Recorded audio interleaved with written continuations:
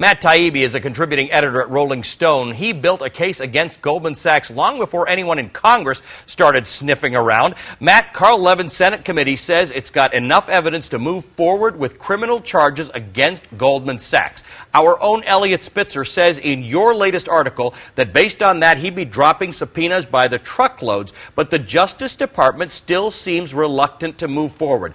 Assuming that the viewers today have not read the article, lay out your case in short form. Well, the Levin report is a 650-page document, and to put that in as short a hand as I can possibly make it, what they're saying is that late in 2006, Goldman Sachs realized that they were sitting on a time bomb of toxic mortgage assets, that they conspired to unload those assets on their clients and then bet against them at the same time.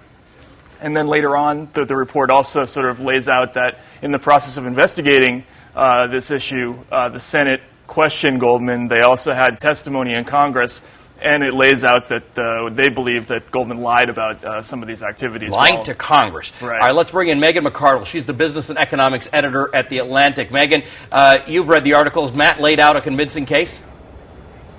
I think it's really tough. These cases are incredibly difficult to bring and win. If you notice, Elliot Spitzer didn't in fact secure a lot of convictions despite all the subpoenas he laid down.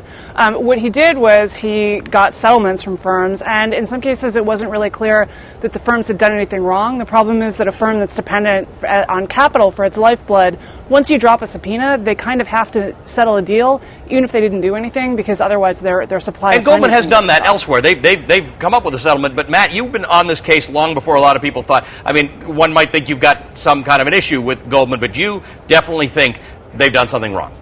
Yeah, absolutely. I don't think how anybody could read this report and not see that Goldman definitely conspired to sell assets that it itself did not believe in on unsuspecting clients. I mean, one of the great emails in this entire document came after they sold $100 million worth of a deal called Timberwolf on an Australian hedge fund, and they're celebrating afterwards, and one guy says, "We found a white elephant, a unicorn, and a flying pig all at the same time." In other words, we found the ultimate sucker.